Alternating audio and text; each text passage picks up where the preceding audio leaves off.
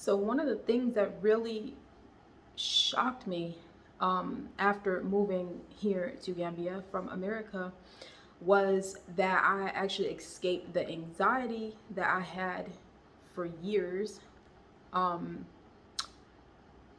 I was hoping, I moved here hoping, that I would be able to be relieved from the anxieties that I had when I was in America, but I just didn't expect it to happen so soon. It was like immediately, immediately after moving here, not having to worry about the things that you have to worry about in America, um,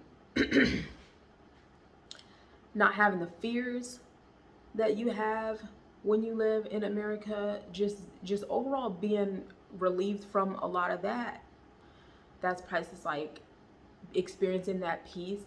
Um, After you live with that, after you experience that and you have it just feels like nothing would be worth giving that up. And it took like, not even kidding, it took almost a year, if not a full year, for me to even be able to go through my photos in my phone. I would go through my photos and I would get anxiety looking at pictures of happy times in America, and just, you know, smiling, seeing myself in pictures, being able to see the pain behind the smile and everything that I was going through. When I would see these pictures, I was just reminded of what I was going through at the time.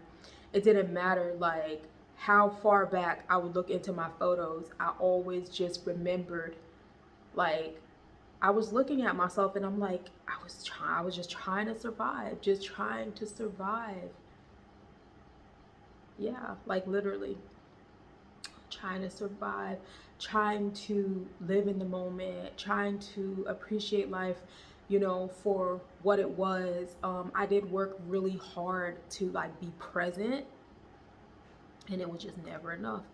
It was never enough. There was just too much pressures with the lifestyle. And unfortunately, like, uh, being away from America for some time now, a year and a half, we've been here in Gambia. Um, when you're living in a more slow paced environment, you're able to be more present. You're able to think deeper. You're able to reflect. You're able to grow.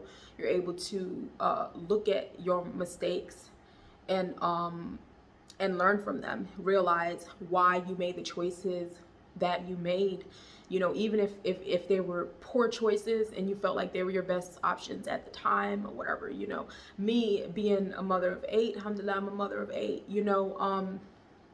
I've been able to reflect on motherhood, since I've been here in Gambia, and I've been able to recognize like where I made my mistakes, where I could have done better, where I should have been more lenient or more understanding, more compassionate, as a mother, and and being able to intentionally choose not to repeat those mistakes.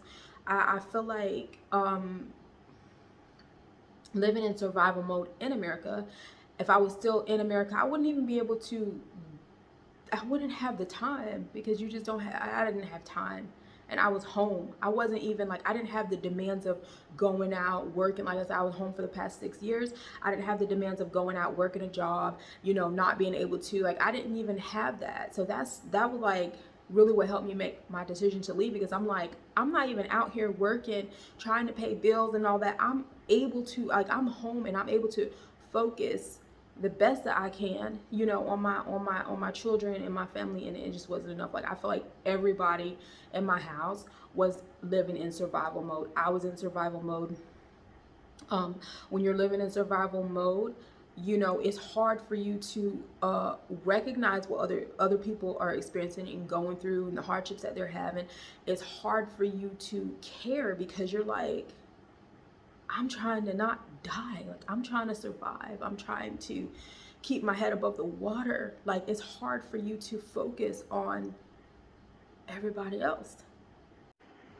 Yeah, it was like, because I was in survival mode, that put my husband into survival mode, and it just had a domino effect on our whole home. Um, I desperately needed him to take over the children. Whenever he got home from work, I was exhausted. I almost was waiting by the window or the door, for him to get home. Sometimes I would call, see if he's on his way home. It was just a lifestyle. All of the worries on top of, taking care of the children.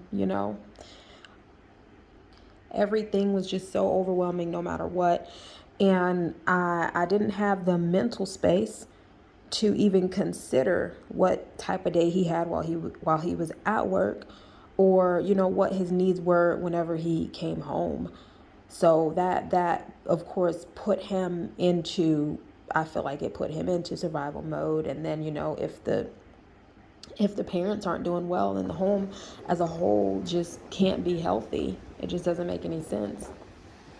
And then having a black teenage son in America was a nightmare.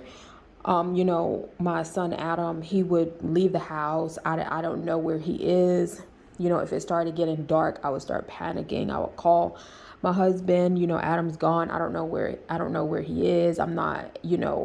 I remember getting in the car, riding up and down the road, looking for my son, just so worried because it's not safe out there for black boys. It's barely safe for my husband to be out there. you know um it was constant worrying, nonstop, worrying about the police, worrying about an accident happening at home, with having so many children and having small children. The way they have this DSS system in America, they will take your children over a genuine accident.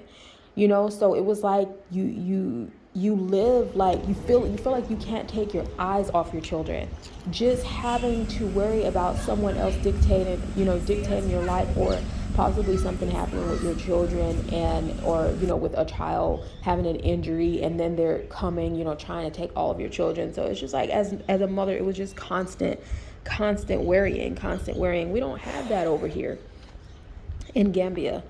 I remember when I would go to the grocery store in America, if I wanted to leave some of the children home, I literally would be praying. Literally, while I'm driving, I would be praying, asking God for there to not be an accident while I'm gone. Because like I said, that system that you have to worry about, it was a fear. Like, I know people that have gotten their children taken away and never got them back over an accident.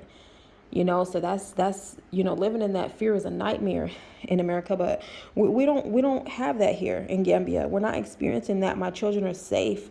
I can send my children to run errands. Believe it or not, I send my 8-year-old and my 11-year-old around the corner to the store. I send them with a list: buy bread, buy eggs. I send them with a grocery list, so my young children can go to the store. For me, it's just a different world. It's a different world over here. And when I tell you I don't worry about my son, my teenage son, I never worry about him. I don't worry about his safety. When he's out, if he's out late with his friends, he'll go out. Sometimes they go out late at night. They go to the beach just to hang out. Sometimes they go out to the mall center, or they'll go out to eat. At nighttime, he can be leaving the house at 8 o'clock at night. It's dark.